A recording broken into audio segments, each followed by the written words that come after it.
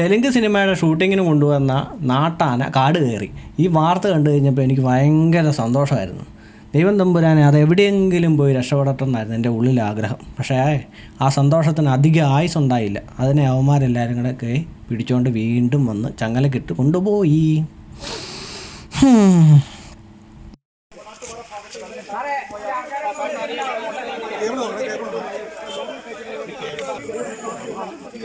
വനത്തിലേക്കുള്ളിലേക്ക് ഓടി കയറുകയും ചെയ്തു. ഇപ്പോൾ തത്സമയ ദൃശ്യങ്ങളിലൂടെ കാണുന്നത്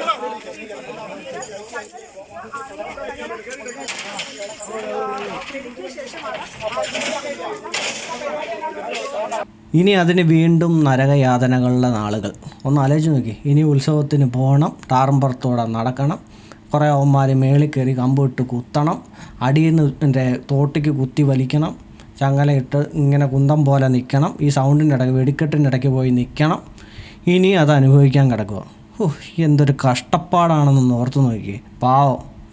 ഇത് കേൾക്കുമ്പം വേറെ കുറേ അവന്മാർ പറയും, എടാ മണ്ട, അത് നാട്ടാനയാടാ, അത് കാട്ടിൽ പോയി കഴിഞ്ഞാൽ അത് സർവൈവ് ചെയ്യത്തില്ലെന്ന് കുറേ ആളുകൾ പറയും.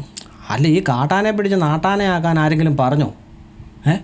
ആന ഒന്ന് പറഞ്ഞു, അയ്യോ എനിക്ക് കാട്ടിൽ ഭയങ്കര പ്രയാസമാണ്, എന്നെ രക്ഷിക്കണേ, എന്നെ നാട്ടിൽ കൊണ്ടുവന്ന് എന്നെ ചങ്ങലക്കിട്ട് ഉത്സവത്തിന് കൊണ്ടുപോകണേ എന്ന് ആന പറഞ്ഞോ? പക്ഷേ എന്തൊരു ആവശ്യമാണെന്ന് പറഞ്ഞു. ഇപ്പോഴത്തെ കാലഘട്ടത്തിൽ എന്തിനാണ് ഈ ആന ഈ ഉത്സവത്തിന് കൊണ്ടുപോകാനല്ലാതെ? പണ്ടായിരുന്നെങ്കിൽ ഓക്കെ, തടി പിടിക്കാൻ വേണ്ടിയിട്ടും ഒക്കെ ആന ഉപയോഗിക്കുമെന്ന് വെക്കാം.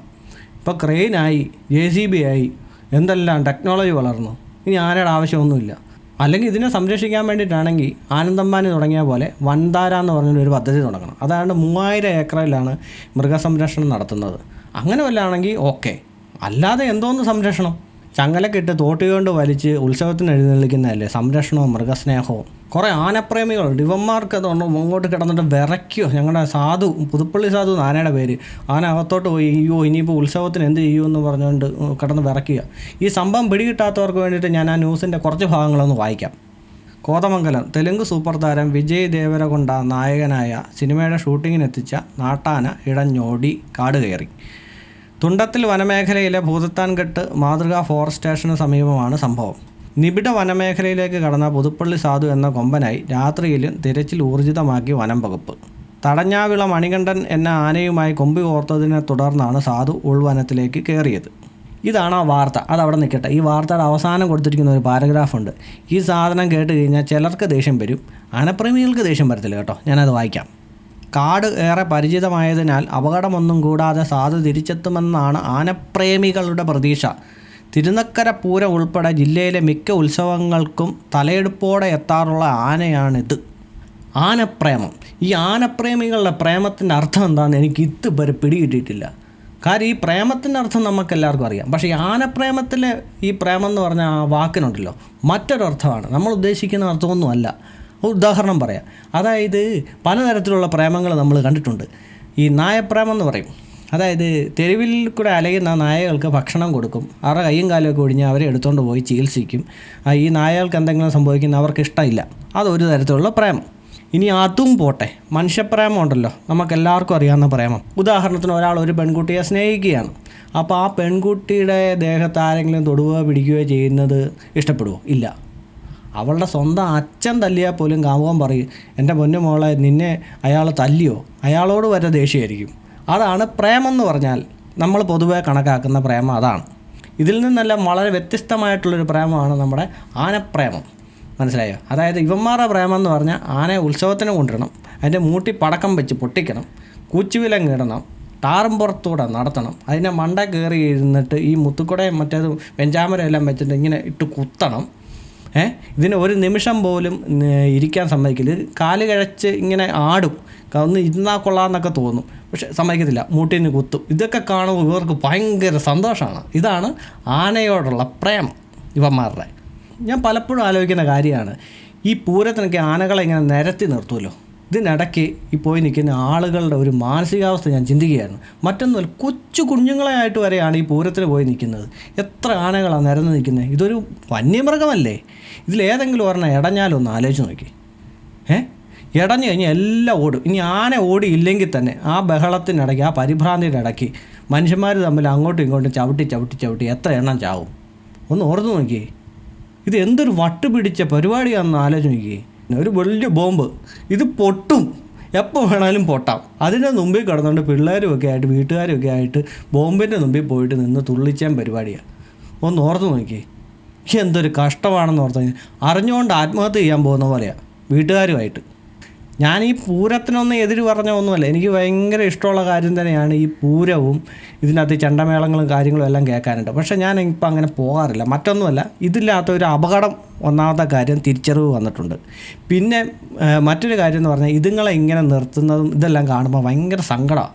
ഇത് കാണാനുള്ള ശേഷി എനിക്കില്ല. അതുകൊണ്ട് ഈ ചെണ്ടമേളമൊക്കെ ഞാൻ ഒരുപാട് ഇപ്പം മിസ് ചെയ്യുന്നുണ്ട്. പൂരത്തിന് പോകാനും വെടിക്കെട്ട് കാണാനില്ല, എല്ലാ ആഗ്രഹമുള്ള വ്യക്തിയൊക്കെ തന്നെയാണ്. പക്ഷേ പറഞ്ഞിട്ട് എന്നാ കാര്യം, ഈ ഒരു ജീവനെ ഇങ്ങനെ ഇട്ട് ഉപദ്രവിക്കുന്ന കാണുമ്പോൾ സങ്കടം വന്ന് പോവുക. എന്ത് ചെയ്യാനുണ്ട്, സ്വഭാവം അതായിപ്പോയി. ഇപ്പോൾ ചോദിക്കും, അവനൊരു ആനപ്രേമം വന്നിരിക്കുന്നു, നീ ചിക്കൻ തിന്നില്ലേടാ, പോത്ത് തിന്നില്ലേടാ, മറ്റേത് തിന്നില്ലേടാ, മറിച്ച് തിന്നത്തില്ലേടാ, ഇതെല്ലാം തിന്നിട്ടാണോടാ നീ വന്ന് ആനപ്രേമം പറയുന്നതെന്ന് ചോദിച്ചുകൊണ്ട് കുറേ എണ്ണം വരും. അതിനുള്ള മറുപടി ഞാനിപ്പോൾ പറയാം. അതെ, ഈ ആനയിറച്ചിയില്ലേ, ആനയിറച്ചി കിട്ടുവാണെങ്കിൽ ഞാനും തട്ടും. അതായത് നിയമപരമായിട്ട് ഇന്ത്യയിൽ ആനയെ കൊന്നിട്ട് നമുക്ക് കറി വെച്ച് തിന്നാമെങ്കിൽ നമുക്ക് തിന്നാം. മനസ്സിലായോ? ഒറ്റയടി ആനയെ കൊല്ലുക, ഒറ്റയടിക്ക് കൊന്നിട്ട് ഇറച്ചിയാക്കുക, കറി വെച്ചിക്കുക, തിന്നുക. മനസ്സിലായോ? അല്ലാതെ ഈ കൊല്ലാക്കല ചെയ്യുക എന്ന് പറഞ്ഞ പരിപാടിയോടാണ് ഈ എതിർപ്പ്. ഇപ്പോൾ എന്നോട് ഒരാൾ ചോദിക്കുക, നിന്നെ എങ്ങനെ കൊല്ലണം, ഒറ്റയടിക്ക് കൊല്ലണോ, അതോ നിന്നെ കെട്ടിയിട്ടിട്ട് നിൻ്റെ ഓരോ ദിവസം ഓരോ നഖങ്ങൾ ഊരിയെടുക്കുമോ, അല്ലെങ്കിൽ ചട്ടുകം വെച്ച് പഴുപ്പിച്ച് നിൻ്റെ ദേഹത്ത് കൊണ്ട് വെക്കും, ഓരോ ദിവസം ഓരോ മുറിവുകളുണ്ടാക്കി അങ്ങനെ കുറേശ്ശെ കൊല്ലണോ എന്നൊക്കെ ചോദിച്ചു കഴിഞ്ഞാൽ ഞാനെന്ത് പറയും? ഒറ്റയടിക്ക് കൊല്ലുന്ന ഇഷ്ടമെന്നല്ലേ പറയത്തുള്ളൂ. നോർമൽ ഏത് മനുഷ്യനും അങ്ങനെയേ പറയത്തുള്ളൂ. അപ്പോൾ അങ്ങനെ വെച്ച് നോക്കുമ്പോഴത്തേക്ക് ഈ ആനയുടെ വിഷയത്തിൽ എനിക്കതാ പറയാനുള്ളൂ. നിങ്ങൾക്ക് ഒറ്റയടിക്ക് കൊന്നിട്ട് തിന്നുന്നെങ്കിൽ തിന്നോളാനേ, ഭക്ഷണമാക്കുന്നെങ്കിൽ ആക്കിക്കോ. പക്ഷേ ഇതിനെ ഇങ്ങനെ ഇട്ട് ഉപദ്രവിക്കുന്നതിനോടാണ് ഈ എതിർപ്പ് മൊത്തം. കൊല്ലാക്കൊല ചെയ്യാൻ പാടില്ല. ഈ ടാറും പുറത്തോടെ നടത്തി എന്തൊരു കഷ്ടമാണെന്നൊന്ന് ഓർത്ത് നോക്കി. ഇതിലെന്ത് ആനന്ദമാണ് ഇവന്മാർക്ക് കിട്ടുന്നത്. ഇത്രയും ടെക്നോളജി ക്ഷേത്രങ്ങളിൽ വരെ വന്നു, എന്നിട്ട് ഇതിനൊരു മാറ്റമില്ല. വഴിപാടുകൾ വരെ ഇപ്പോൾ ഡിജിറ്റൽ വെബ്സൈറ്റ് വഴി ബുക്ക് ചെയ്യാം, ഗൂഗിൾ പേ വഴി പേയ്മെൻറ്റ് ചെയ്യുക, അങ്ങനെ എന്തെല്ലാം ടെക്നോളജികൾ വന്നു. എന്നിട്ടും ഈ ഒരു കാര്യത്തിന് മാത്രം യാതൊരു മാറ്റവുമില്ല. മൊത്തം ഡിജിറ്റലായിട്ട് പോലും പ്രാർത്ഥന വരെ ഡിജിറ്റലായി. എന്നിട്ട് ആനയുടെ കാര്യത്തിൽ മാത്രം യാതൊരു മാറ്റവുമില്ല. നിങ്ങളൊന്ന് ചിന്തിച്ച് നോക്കി, ഈ ഹിന്ദു ആചാരത്തിൽ ഓരോരോ ജീവികളെ ഓരോരോ ഭഗവാന്മാരുടെ വാഹനമായിട്ട് വെച്ചിട്ടുണ്ട് ഇല്ലേ? ഇതെന്തിനാണെന്ന് ചിന്തിച്ചിട്ടുണ്ടോ? മുത്തപ്പൻ്റെ ക്ഷേത്രത്തിലാണെങ്കിൽ നായകളുമായിട്ട് നമുക്ക് പോകാം. ഇതൊക്കെ എന്ന് പറഞ്ഞു കഴിഞ്ഞാൽ നമ്മൾ സഹജീവികളെ സ്നേഹിക്കണം എന്നുള്ളത് കൊണ്ടാണ് ഈ സാധനങ്ങളൊക്കെ വെച്ചിരിക്കുന്നത്. ഇതിനെ ഒന്നും ആരും ഉപദ്രവിക്കാൻ പാടില്ല. അതുകൊണ്ട് ഓരോ ഭഗവാന്മാർക്കും ഈ പഴുതാരയൊക്കെ ഏതാ വാഹനമൊക്കെ ഉണ്ട്. ഇതിൻ്റെ ഒന്നും പുറത്ത് കയറി ഒരു ദേവനും ദേവിയും നടക്കാൻ പോകുന്നില്ല. ഇതുങ്ങളൊന്നും ഉപദ്രവിക്കരുതെന്ന് ഓർത്താണ് ഈ സാധനം എല്ലാം ഉണ്ടാക്കി വെച്ചിരിക്കുന്നത്. ഇവന്മാരെന്നിട്ട് എന്നാ ചെയ്യുന്നത്? ഇപ്പോൾ ഗണപതി എന്ന് പറഞ്ഞൊരു ദൈവം, ആനയുടെ തലയാണ് ഗണപതിക്ക് കൊടുത്തിരിക്കുന്നത് അല്ലേ? അപ്പോൾ അത് ആനകൾക്ക് വേണ്ടിയിട്ട്, അല്ല ആനയെ ഉപദ്രവിക്കരുതെന്ന് ഓർത്തായിരിക്കും ഇങ്ങനെ പണ്ടുള്ളവർ ഇങ്ങനെ ഒരു സങ്കല്പം ഉണ്ടാക്കി വെച്ചത്. എന്നിട്ടോ ഗണപതിയെ ദൈവമായിട്ട് കണ്ടിട്ട് ആ ദൈവത്തിൻ്റെ പുറത്ത് കയറി ദൈവത്തിനിട്ടിട്ട് കുത്തിയാണ് ഇവന്മാർ ഈ പരിപാടി മൊത്തം നടത്തുന്നത്. അപ്പോൾ എന്തൊരു ദോഷം ഇവന്മാർ വരുത്തി വെക്കുന്നതെന്ന് ആലോചിക്കും. എന്തൊരു ശാപമായിരിക്കും. ആ ഗണപതി സഹിക്കുമോ? ഒന്ന് ആലോചിച്ച് നോക്കിയേ. ഗണപതിയുടെ പുറത്താണ് ഇവർ ഈ കയറി നടക്കുന്നത്. അങ്ങനെ വരുമ്പോൾ ഏറ്റവും കൂടുതൽ ശവം മേടിച്ച് കെട്ടുന്നത് ഇവരല്ലേ, ഈ ആനപ്രേമികളും ക്ഷേത്രഭാരവാഹികളും അങ്ങനെയുള്ള ഭക്തന്മാരാണെന്ന് പറയപ്പെടുന്നവരും അല്ലേ ഏറ്റവും കൂടുതൽ ഈ ഗണപതിയുടെ ശവം മേടിച്ച് വെക്കുന്നത്. എന്നിട്ട് പിറ്റേ ദിവസം പോയി ഗണപതി പൂജ കഴിപ്പിച്ചിട്ട് എന്ത് കാര്യം? ഇതിനെ ഉപദ്രവിക്കാൻ നിങ്ങളും അറിഞ്ഞോ അറിയാതെ കൂട്ടു നിൽക്കുക. എനിക്ക് തോന്നുന്നു ഏറ്റവും കൂടുതൽ നിരീശ്വരവാദികൾ ഇവർ തന്നെയാണെന്ന് തോന്നുന്നത്. ഈ ആനയുടെ പുറത്ത് കയറിയിരിക്കുമ്പോഴത്തേക്ക് ആനയുടെ അവസ്ഥ നിങ്ങൾ ചിന്തിച്ചിട്ടുണ്ടോ? ആന അത്രയും വലിയ ജീവി ആയതുകൊണ്ട് ഈ ഒരു 10-150 കിലോ മേളിൽ കയറിയിരിക്കുമ്പോൾ അതിന് യാതൊരു കുഴപ്പമില്ലെന്നാണോ വിചാരിക്കുന്നത്? ഒന്നും വേണ്ട. നമ്മുടെ ദേഹത്തോടെ ഒരു ഉറുമ്പ് നടക്കുക, ഇതിൻ്റെ വെയിറ്റ് നമുക്ക് അതിന് മാത്രം വലിയ പ്രശ്നം വല്ലതാണോ? ഇല്ല. അതിന് എങ്ങനെയെങ്കിലും തട്ടിക്കളയാൻ നമുക്ക് സമാധാനമുണ്ടോ?